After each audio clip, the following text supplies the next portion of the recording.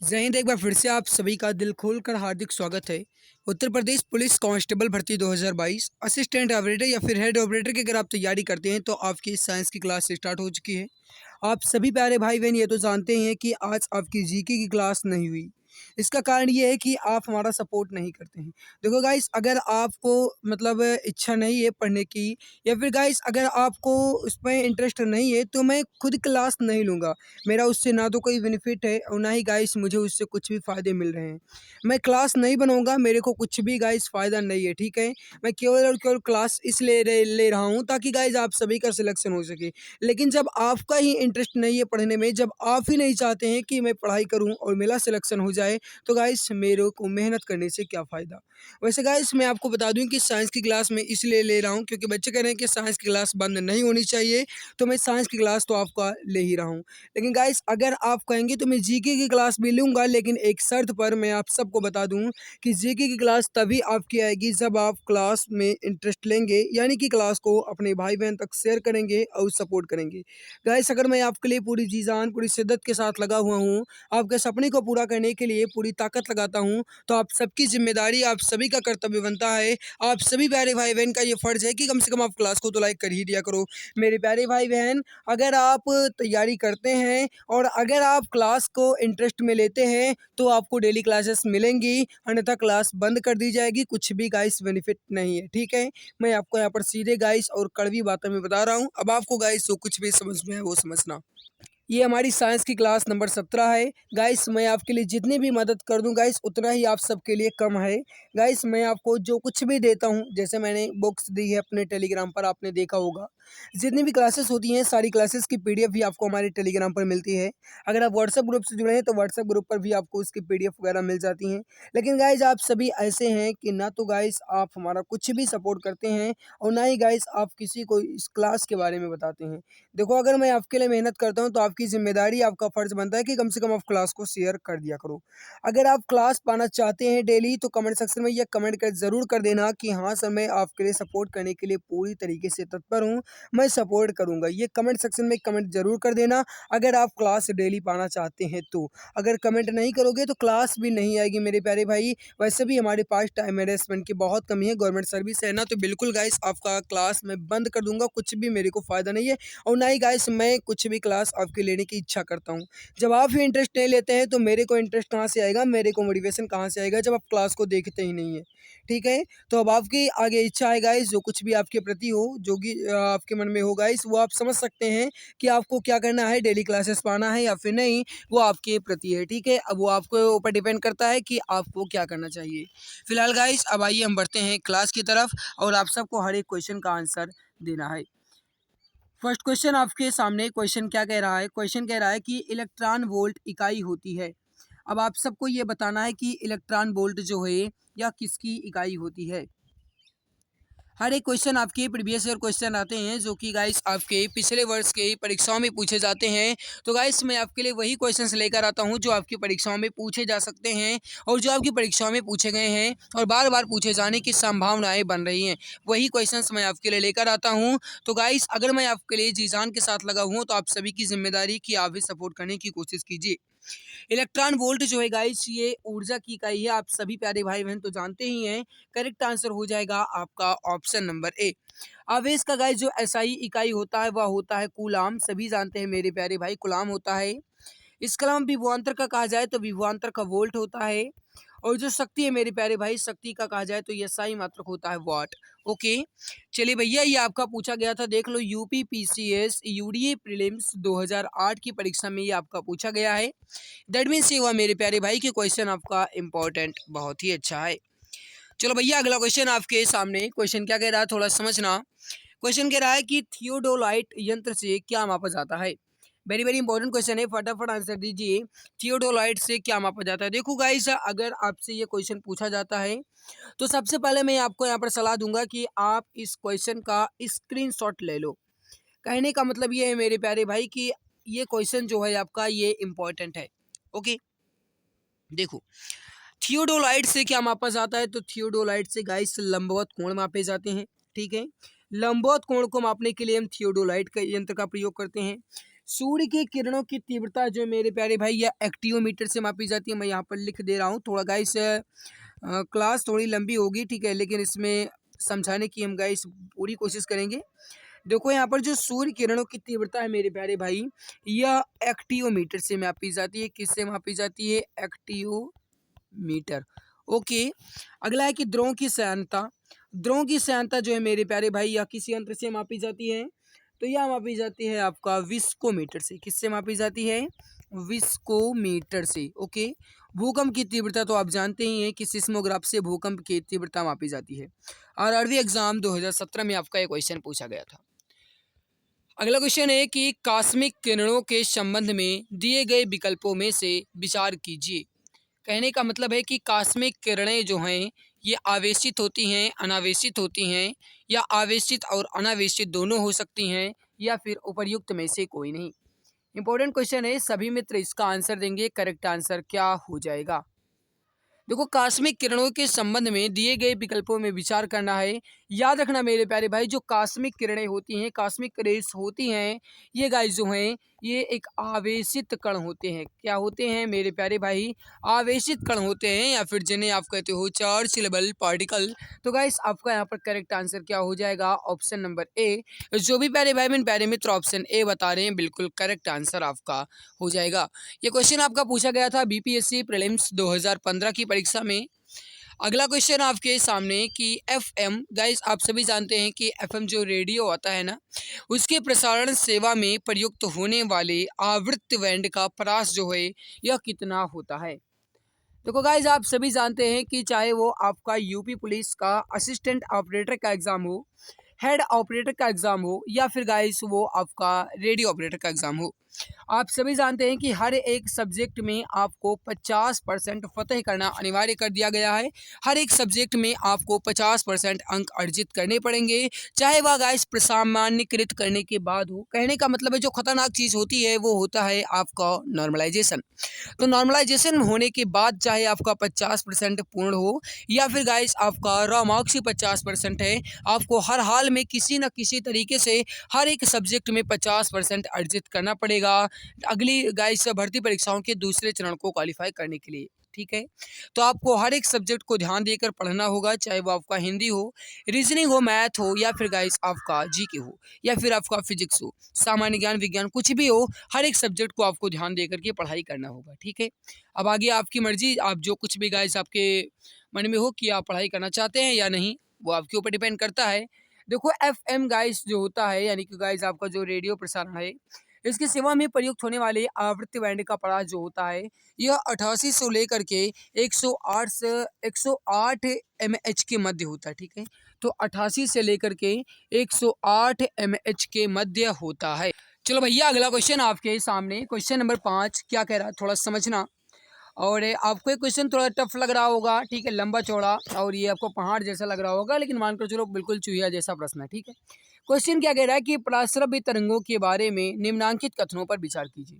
कहने का मतलब ये है कि जो पराश्रव्य तरंगे होती हैं ये गाइस कैसे होती हैं। आपको नीचे 4 ऑप्शन दिए गए हैं, 4 ऑप्शन को दे करके नीचे दिए गए कोड भाषा का प्रयोग करके सही उत्तर चुनना है। देखो गाइस जो पराश्रव्य तरंगे होती हैं इसका उपयोग जो है ये अल्ट्रासाउंड में किया जाता है, और गाइस पथरी के चेकअप में किया जाता है। और जो गाइस पराश्रव्य तरंगे होती हैं इसका प्रयोग जो है ये अल्ट्रासाउंड में किया जाता है। और इसके अलावा मेरे प्यारे भाई याद रखना, जो पराश्रव्य तरंगे होती हैं इसका उपयोग जो ये ईसीजी में भी किया जाता है। ठीक है, जो ईसीजी जांच होता है, सोनोग्राफी होता है, इन सभी में इसका उपयोग किया जाता है। ओके, और जो पराश्रव्य तरंगे होती हैं ये कीड़ों को नष्ट करती हैं, ठीक है, जर्म्स को मारती हैं। ये गाइस कपड़ों से धूल हटा करके उन्हें साफ कर सकती हैं। कौन सी? तो पराश्रव्य तरंगे। ठीक है, अल्ट्रावायलेट रेज जिन्हें आप कहते हो, इनका उपयोग जो है ये बीमारियों के उपचार के लिए किया जा सकता है। जैसे मैंने आप सभी को बताया कि पथरी के उपचार के लिए किया जाता है, ईसीजी की जांच के लिए किया जाता है, अल्ट्रासाउंड के लिए किया जाता है, सोनोग्राफी के लिए किया जाता है ना। ये स्वचालित दरवाजों को नियंत्रित कर सकती हैं। ठीक है, ये भी सही है। कहने का मतलब है ऑप्शन नंबर 1, 2, 3 और 4 ये चारों के चारों सही हैं। दैट मीन्स ये हुआ कि ऑप्शन नंबर डी सभी के सभी सही हैं। जो भी प्यारे भाई प्यारे मित्र यहाँ पर ऑप्शन डी बताए हैं बिल्कुल परफेक्ट आंसर हो जाएगा। यूपीपीएससी मेंस 2014 की परीक्षा में पूछा गया है, इंपॉर्टेंट है। अगला है कि यक्स किरणों का प्रयोग जो है यह किसके लिए किया जाता है। अब आप सभी ये जानते हैं कि एक्सरे का प्रयोग जो है गाइस, ये जैसे हड्डी जो है या फ्रैक्चर हो जाए, डैमेज हो जाए, उसकी जांच के लिए किया जाता है ना। और गाइस ज़्यादा एक्सरे का उपयोग करने से कैंसर होने की समस्याएं होती हैं, आप सभी जानते हैं। जब आप गाइस कहीं भी या फिर गाइस आपने हॉस्पिटल वगैरह में देखा होगा, आपने देखा होगा कि जहाँ एक्सरे होता है वहाँ पर लिखा होता है गाइस चेतावनी, ज़्यादा एक्सरे करवाने से कैंसर हो सकते हैं, चेतावनी लिखा होता है ना।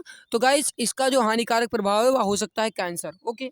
और एक्स किरण का जो प्रयोग है मेरे प्यारे भाई, या हड्डी को डैमेज की जांच के लिए कि कहाँ पर हड्डी डैमेज हुई है, इसका बहुमूल्य पत्थरों और हीरो में जो खराबी होती है इसका पता लगाने के लिए किया जाता है। ओके।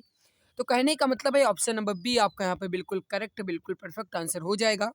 जो भी प्यारे भाई बहन प्यारे मित्र यहाँ पर ऑप्शन बी बताए हैं बिल्कुल सही होगा। एसएससी 2015 के क्वेश्चन है। अगला है कि विद्युत चुंबकीय प्रेरण पर आधारित युक्ति इसमें कौन सी है। सभी जानते होंगे इसका करेक्ट आंसर क्या हो जाएगा, लगभग सभी प्यारे भाई बहन इसका जानते होंगे आंसर क्या हो सकता है। फटाफट आंसर दीजिए, करेक्ट आंसर क्या हो जाएगा, समझो। विद्युत चुंबकीय प्रेरण पर आधारित युक्ति हो जाएगी आपकी डायनेमो। करेक्ट आंसर क्या हो जाएगा आपका डायनेमो। जो भी प्यारे भाई बहन प्यारे मित्र यहाँ पर ऑप्शन नंबर सी डायनेमो बता रहे हैं, बिल्कुल करेक्ट, बिल्कुल परफेक्ट आंसर आपका हो जाएगा। UP lower sub inspector prelims 2017 की परीक्षा है, ठीक है, और ये गाइस आपका इंपॉर्टेंट है, तो हर एक क्वेश्चन को आप देखने की कोशिश कीजिए। ओके। नेक्स्ट क्वेश्चन आपके सामने कि ऊष्मा की इकाई निम्नलिखित में से कौन सी नहीं है। थोड़ा समझना, आंसर दिख गया तो नकल मत करना, ठीक है। वैसे नकलची तो आप सभी हो ही नहीं, है ना। देखो ऊष्मा की इकाई इसमें कौन सी नहीं है, ठीक है, नहीं है बात करा, थोड़ा समझना मेरे प्यारे भाई। अगर आपको हमारी क्लास अच्छी लग रही है तो सभी प्यारे भाई बहन, सभी मित्र एक बार क्लास को दिल की गहराई से पहले लाइक कर दो।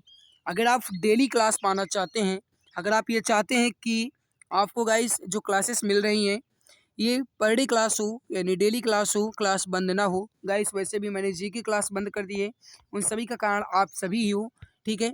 अगर आप सपोर्ट नहीं करोगे और गाइस अगर आप इंटरेस्ट नहीं लोगे क्लास में तो कुछ भी फ़ायदा नहीं है, ठीक है। जब आप इंटरेस्ट नहीं लेते हो तो मुझे मोटिवेशन कहाँ मिल सकता है, ठीक है। देखो गाइस यहाँ पर ऊष्मा की इकाई निम्नलिखित में से कौन सी नहीं है। अब आगे आपकी मर्जी, आप क्लास को लाइक करो या ना करो गाइस, वो आपके ऊपर डिपेंड करता है। वैसे तो मैं आपके लिए पूरी जी जान पूरी शिद्दत के साथ लगा हुआ हूँ। देखो ऊष्मा की इकाई इसमें कौन सी नहीं, आपसे क्वेश्चन पूछा जा रहा है। फर्स्ट ऑप्शन ही आपका यहाँ पर सही होगा।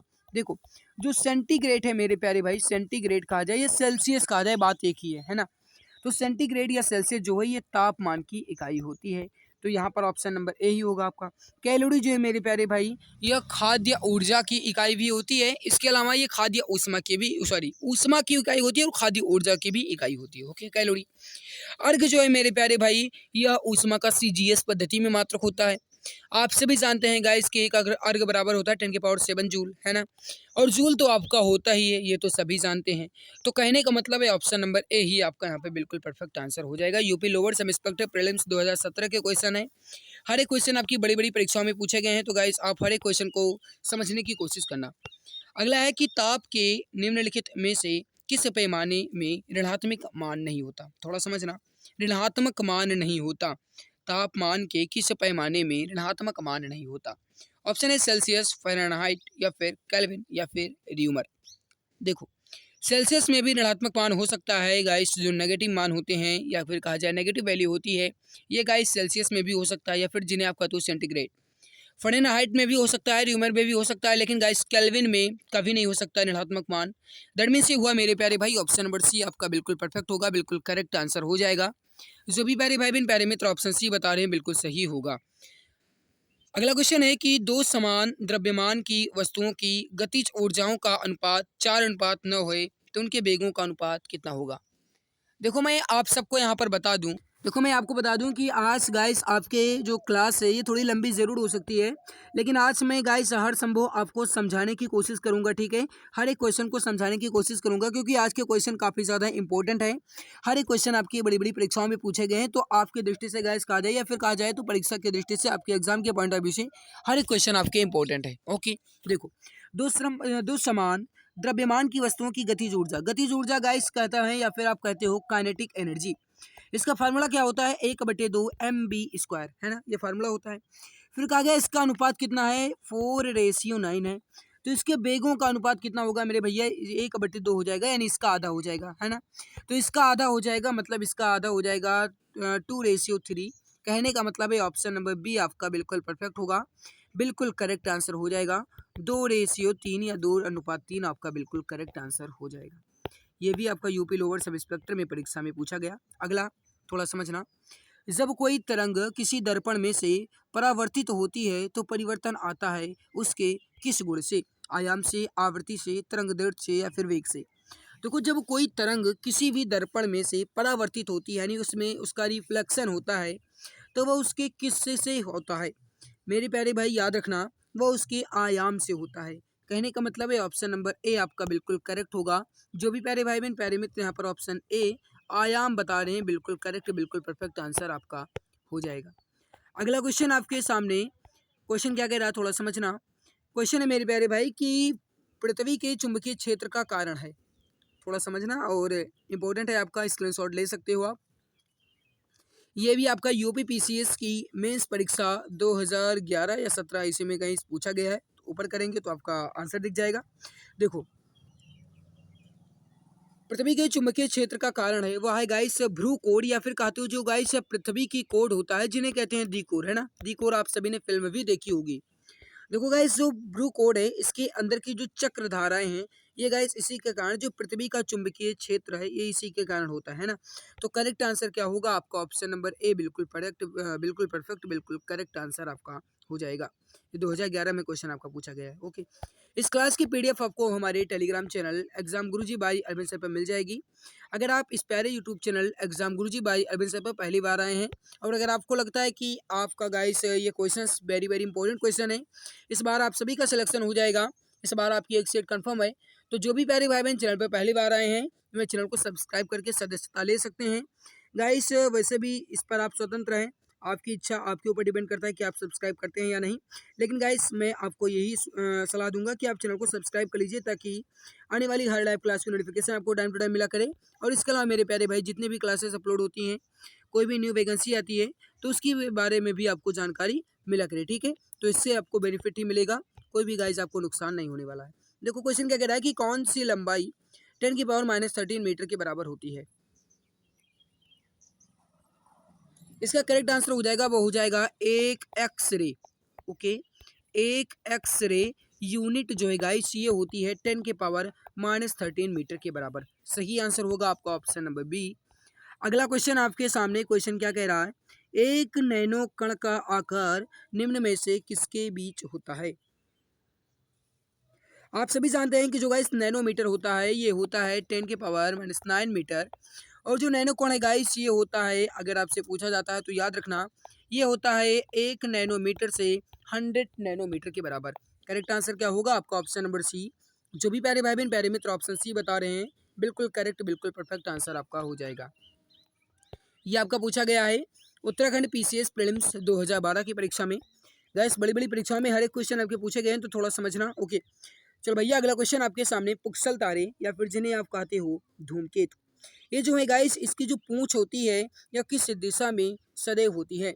ये भी क्वेश्चन आपका यूपी पीसीएस मेंस 2011 में पूछा गया है, आंसर दिख गया। देखो क्वेश्चन क्या कह रहा है कि पुच्छल तारे या धूमकेतु जो हैं इसकी पूंछ जो होती है किस दिशा में सदैव होती है भैया? ये सूर्य से दूर की ओर होती है, हैं ठीक है। सही आंसर क्या होगा आपका? सूर्य से दूर की ओर, ए आंसर आपका बिल्कुल करेक्ट आंसर होगा। अगला आपके सामने क्वेश्चन क्या कह रहा है, राष्ट्रीय भौतिक प्रयोगशाला जो है यह स्थित है कहाँ पर? वेरी वेरी इंपॉर्टेंट क्वेश्चन, फटाफट आंसर दीजिए। देखो, राष्ट्रीय भौतिक प्रयोगशाला, ठीक है, इसका सही आंसर हो जाएगा, वो हो जाएगा आपका नई दिल्ली में। भैया जब राष्ट्रीय है ना तो राजधानी में ही होगा, ठीक है, आप इस प्रकार से याद रख सकते हो। तो गाइस जो न्यू दिल्ली है गाइस यहाँ पर राष्ट्रीय भौतिक प्रयोगशाला स्थित है। करेक्ट आंसर हो जाएगा आपका ऑप्शन नंबर ए, बिल्कुल परफेक्ट आंसर हो जाएगा। ये भी आपका यूपी लोअर पीसीएस की प्रीलिम्स 2009 में परीक्षा में पूछा गया है। देख सकते हो गाइस आपका छोटी मोटी परीक्षाओं में नहीं पूछे गए, हर एक क्वेश्चन आपके इंपॉर्टेंट हैं और इसीलिए गाइस आज क्लास भी आपकी थोड़ी लंबी होगी समझाने की दृष्टि से। अगला है कि पत्थर को ठोकर मारने से चोट लगने का कारण है। अब आप कहेंगे पत्थर को ठोकर मारोगे तो चोट लगेगी ही, लेकिन इसका भौतिक कारण क्या है आपको ये बताना है। गाइस आप सभी ने जो न्यूटन का तृतीय नियम है, यानी कि कहा जाए तो न्यूटन के जो गाइस मोशन से संबंधित थर्ड लॉ है, इसको आप सभी ने रीड किया होगा, अच्छे से पढ़ा होगा, ठीक है। और जो गाइस तीसरा नियम है उस नियम को हम क्रिया प्रतिक्रिया का नियम भी कहते हैं, है ना।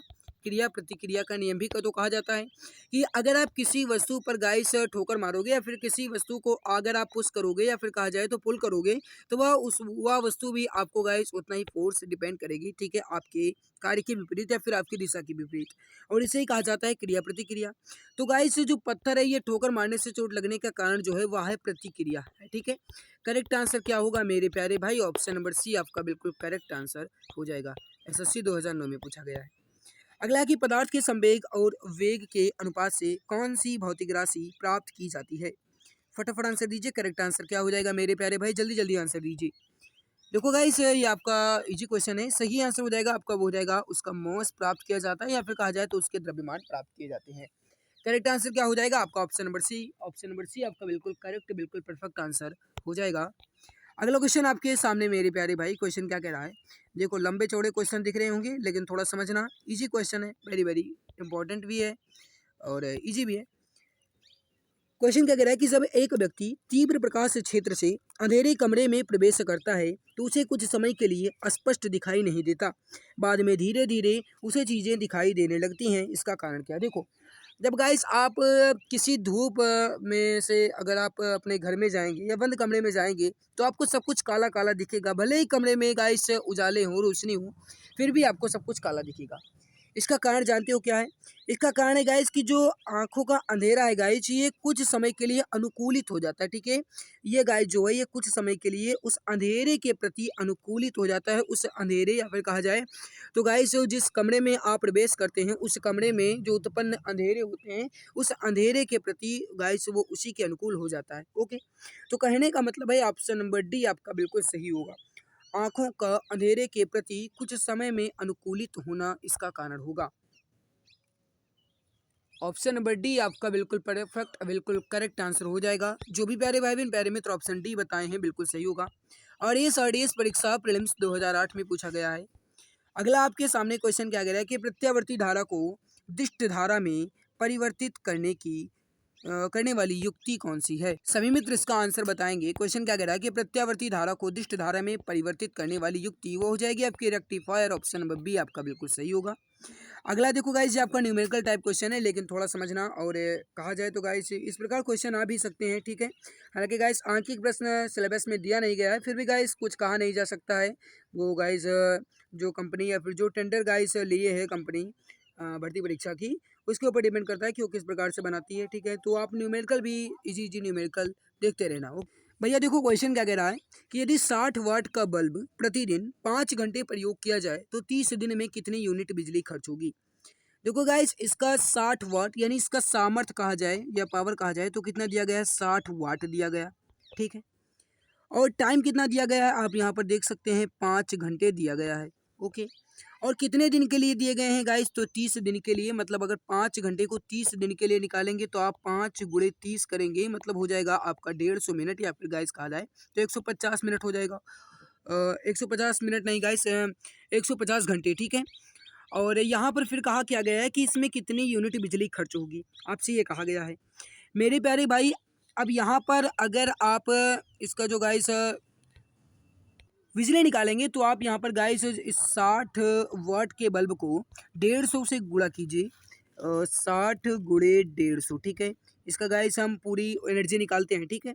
तो हो जाएगा 15 छक्का 90 यानी कि हो जाएगा आपका 9000 वाट प्रति घंटा। ओके, कितना हो जाएगा? 9000 वाट प्रति घंटा। थोड़ा सा गाइस चले कोई बात नहीं। तो यहाँ पर कितना हो गया आपका? 9000 वाट प्रति घंटा। देखो ये इस प्रकार क्वेश्चन आपसे पूछे जा सकते हैं, ठीक है, इजी लेवल क्वेश्चन पूछे जा सकते हैं। अब इसको गाइस वाट प्रति घंटा में दिया गया है लेकिन आपको यहाँ पर 9000 तो ऑप्शन में मिल नहीं रहा होगा। अब आपको इसे किलोवाट घंटा में परिवर्तित करना होगा, और किलोवाट घंटा में परिवर्तित करने के लिए हम इसे 1000 से भाग देते हैं, आप सभी जानते हैं। और जब इसे 1000 से भाग देंगे तो तीन के तीनों जीरो कट जाएंगे, तो हो जाएगा आपका 9 किलोवाट प्रति घंटा। कहने का मतलब है 9 किलोवाट प्रति घंटा। ऑप्शन नंबर बी आपका बिल्कुल सही आंसर हो जाएगा। गाइस केवल फार्मूला याद रखना, बस आपका आसानी से आंसर आ जाएगा। अगला आपके सामने क्वेश्चन क्या कह रहा है कि एसी परिपथों में एसी मीटर मापते हैं किस मान में? एसी परिपथों में एसी मीटर जो है किस मान में मापते हैं? ये मापते हैं RMS मान में। इसका जो गाइस पूर्ण रूप होता है वह होता है रूट मीन स्क्वायर वैल्यू। क्या होता है? Root mean square value, that means option यहाँ पर देख सकते हैं और ऑप्शन बी आपका बिल्कुल करेक्ट हो जाएगा। गाइस जो विद्युत बल्ब होता है या बिजली का बल्ब होता है, उसका गाइस जो फिलामेंट होता है ये टंगस्टन का बना होता है। आखिर टंगस्टन का क्यों बनाया जाता है, ये आपसे क्वेश्चन पूछा गया है। कहने का मतलब है कि बिजली के बल्ब के फिलामेंट के निर्माण के लिए टंगस्टन का प्रयोग किया जाता है। क्यों?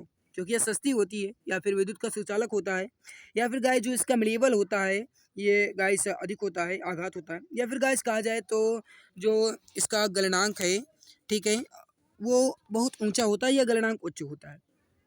देखो, जो बिजली के बल्ब का फिलामेंट होता है ये टंगस्टन के लिए इसलिए बनाया जाता है, टंगस्टन का, ठीक है। ये गाइस टंगस्टन धातु से इसलिए बनाया जाता है क्योंकि जो टंगस्टन होता है इसका जो गाइस गलनांक होता है, ठीक है, ये कैसा होता है, उच्च होता है, ठीक है। तो कहने का मतलब है गलनांक ऊंचा होता है। ऑप्शन डी आपका बिल्कुल करेक्ट, बिल्कुल परफेक्ट आंसर हो जाएगा। भैया एसएससी सीपीओ में पूछा गया है, ठीक है, ध्यान देना। प्रिज्म में प्रकाश के विभिन्न रंगों का विभाजन होता है। अब आप सभी जानते हैं गाइस कि अगर आप किसी प्रिज्म गाइस आपका कांच का होता है ना, त्रिभुजाकार, ठीक है, और अगर आप इस प्रिज्म में कोई सफेद या श्वेत प्रकाश से गाइस यहाँ से परावर्तित करेंगे तो इसके गाइस पीछे से 7 प्रकाश निकलती है, जैसे गाइस रेनबो में निकलती है, या फिर कहा जाए तो इंद्रधनुष में, है ना। जो प्रिज्म में प्रकाश के विभिन्न रंगों का विभाजन होता है या किस कारण से होता है, आपसे क्वेश्चन पूछा गया। तो ये होता है मेरे प्यारे भाई प्रकाश के अपवर्तन के कारण। किसके कारण होता है? प्रकाश के अपवर्तन के कारण। करेक्ट आंसर यहाँ पर हो जाएगा आपका ऑप्शन नंबर डी। जो भी प्यारे भाई बहन प्यारे मित्र यहाँ पर ऑप्शन डी बताए हैं बिल्कुल करेक्ट, बिल्कुल परफेक्ट आंसर आपका हो जाएगा। अगला क्वेश्चन है कि लेंस जो है यह किससे बनता है। कहने का मतलब है कि जो गाइस लेंस होता है यह किस कांच से बनता है? पायरेक्स कांच, फ्लिट कांच, साधारण कांच, या फिर कोबाल्ट कांच। अगर आप चैनल पर पहली बार आए हैं तो जो भी प्यारे भाई बहन चैनल पर पहली बार आए हैं वह चैनल को सब्सक्राइब जरूर कर लेंगे। अगर आपको लगता है कि मैं आपके लिए मेहनत करता हूं, आपके लिए पूरी जी जान पूरी शिद्दत के साथ लगा हूं, तो आप सभी की गाइस जिम्मेदारी है, आप सभी का ये फर्ज बनता है, आप सभी का ये कर्तव्य है कि आप हमारी मेहनत को देखते हुए क्लास को लाइक कर दो, ठीक है। अब आप लाइक करते हो या नहीं गाइस, ये आपके ऊपर डिपेंड करता है। वैसे तो मैं आपके लिए मेहनत कर ही रहा हूँ और मुझे उम्मीद नहीं बल्कि पूरा विश्वास है इस बार अगर आपको लगता है कि आपकी एक सीट कन्फर्म है, सिलेक्शन हो जाएगा, तो आप लाइक ज़रूर कर देंगे। लेंस किससे बनता है भैया? ये बनता है आपका फ्लैट कांच से। किससे बनता है? फ्लैट कांच से। कहने का मतलब है ऑप्शन नंबर बी आपका बिल्कुल करेक्ट होगा। अगला है कि स्टेथोस्कोप जो है यह किस सिद्धांत पर कार्य करता है? जल्दी जल्दी आंसर दीजिए, करेक्ट आंसर क्या हो जाएगा? फटाफट आंसर दीजिए। देखो ये क्वेश्चन आपका पूछा गया है एसएससी सीजीएल में, और स्टेथोस्कोप जो है गाइस ये ध्वनि के परावर्तन के सिद्धांत पर कार्य करता है, ठीक है। सही आंसर हो जाएगा आपका ऑप्शन नंबर सी, बिल्कुल सही आंसर हो जाएगा। सो गाइस यहाँ पर हमने साइंस के क्वेश्चंस को कंप्लीट कर लिया, और आपकी जीके की क्लास नहीं हुई है, और ये तब तक नहीं होगी जब तक गाइस आप ये नहीं कह देते हो कि मैं क्लास को शेयर करूँगा। और आप गाइस अगर आप जीके क्लास को पाना चाहते हैं डेली, अगर आप डेली जीके क्लास को पाना चाहते हैं, वैसे तो आप जानते ही हैं जो आपका टारगेट है असिस्टेंट ऑपरेटर हो या फिर आपका हेड ऑपरेटर हो, हर एक सब्जेक्ट में 50% अनिवार्य है। आपका चाहे जीके हो गाइस वो फिर या फिर आपका सामान्य विज्ञान हो, हिंदी, रीजनिंग, मैथ, कोई भी सब्जेक्ट हो, हर एक सब्जेक्ट में 50% अनिवार्य कर दिया गया है।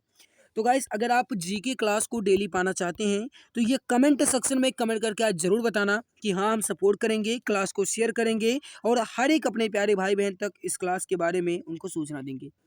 तो गाइस आई होप आपको हमारी मेहनत अच्छी लगी होगी, और अच्छी लगे या ना लगे गाइस आप तो इंटरेस्ट लेते ही नहीं हो, फिर भी गाइस मैं सोचता हूँ कि क्लास आपको डेली दी जाए।